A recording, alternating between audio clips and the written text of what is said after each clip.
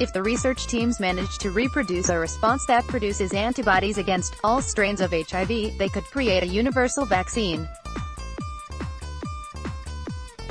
Credit: NIAID, licensed under CC by 2.0 in 1984, after HIV was identified as the cause of AIDS, the U.S. Secretary of Health, Margaret Heckler, declared a vaccine would be found within 2 years. Reports of a mysterious virus predominantly affecting gay men had been growing across the U.S. and, with awareness rising, the World Health Organization had held its first conference to address the global situation earlier that year. But there was still little understanding of how the disease evolved and spread. The reality of prophylactic treatment proved more challenging than Heckler thought. For 30 years, scientists have unsuccessfully sought a vaccine as one trial after another has sputtered to a halt. Now 2 European research teams are racing towards a vaccine, and scientists are increasingly hopeful that their goal is in sight. Professor Yves Vy, Chief Executive of INSERM, the French National Institute of Health and Medical Research, and Professor Giuseppe Pantaleo from the University of Lausanne, Switzerland, are scientific co-coordinators of the European HIV Vaccine Alliance (EHVA), a 5-year project to foster the development of an effective vaccine. There is no doubt that EHVA will contribute to the HIV vaccine field with the development of 2 novel vaccine candidates that will be moved into clinical development testing in humans, said Professor Vy. I am very confident of that, because all the immunologic parameters, measure of the immune system's response that we are seeing in the animal models from these new candidate vaccines are promising and are greatly improved as compared to what we were seeing with the old generation vaccines. It's a long time since an HIV diagnosis meant a death sentence.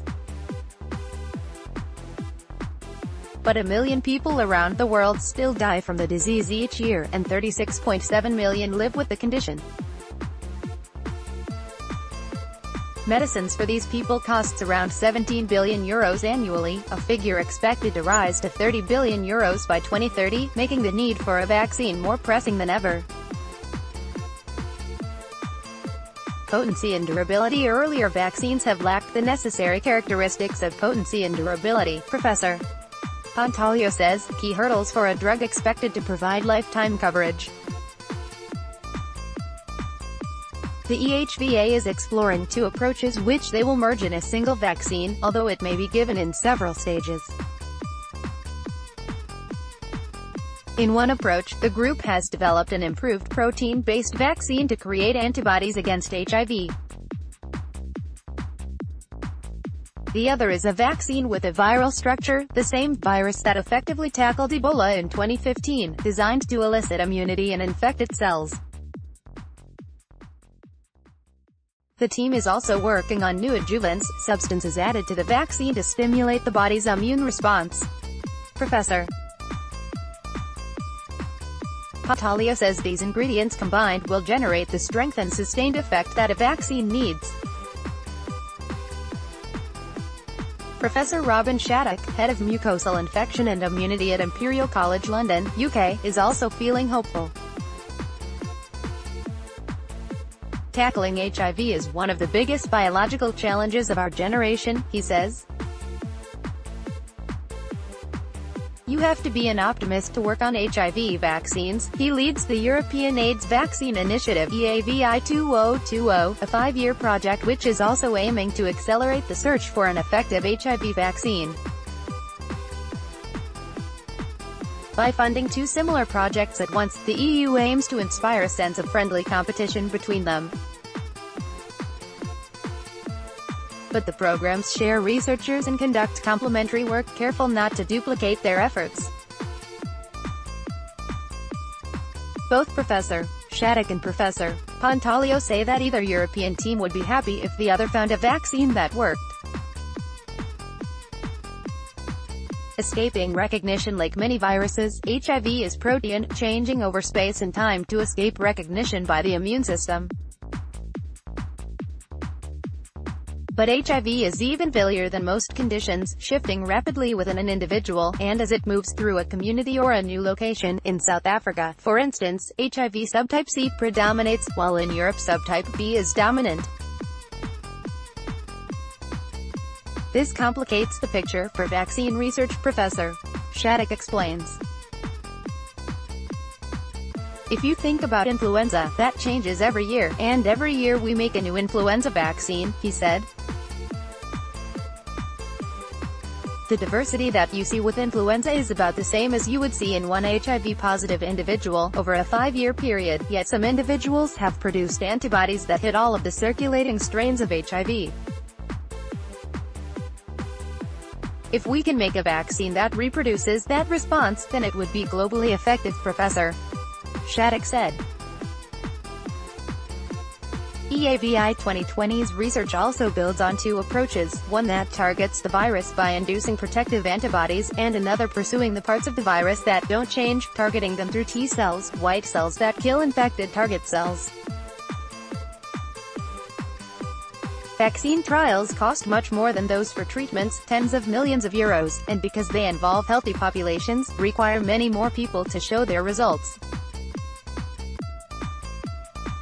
The trials include up to 5,000 subjects, and must occur where the number of new infections is high enough to detect protection against HIV.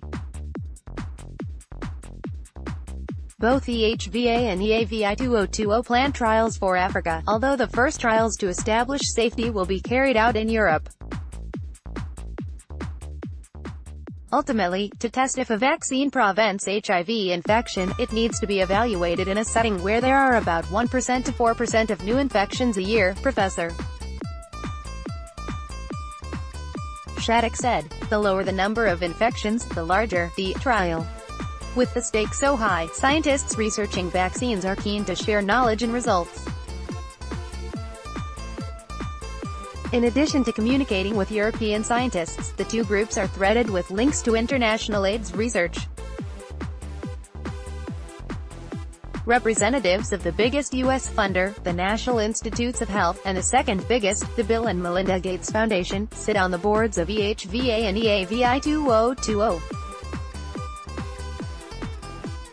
Broad collaborations with many partners who bring together different sorts of expertise point the way forward for tackling other intransigent problems, like TB, malaria, emerging infections or cancer. These large-scale projects, actually I think, are the only way to solve these very big problems that require multidisciplinary teams, Professor Shattuck said.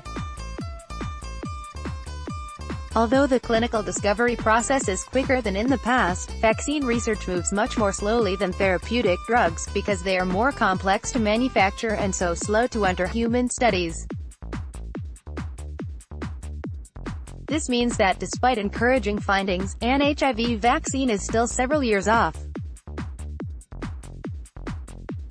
By the end of the 5 years we will get the safety data from Phase 1, the first tests in people, Professor Pantaleo said. If these data are promising, and provided that we have secured some funding, I think that it will take eventually another 3 to 5 years in order to move potentially this new vaccine into a larger efficacy trial. Explore further. HIV scientists launch €23 million project to develop vaccine provided by Horizon, the EU research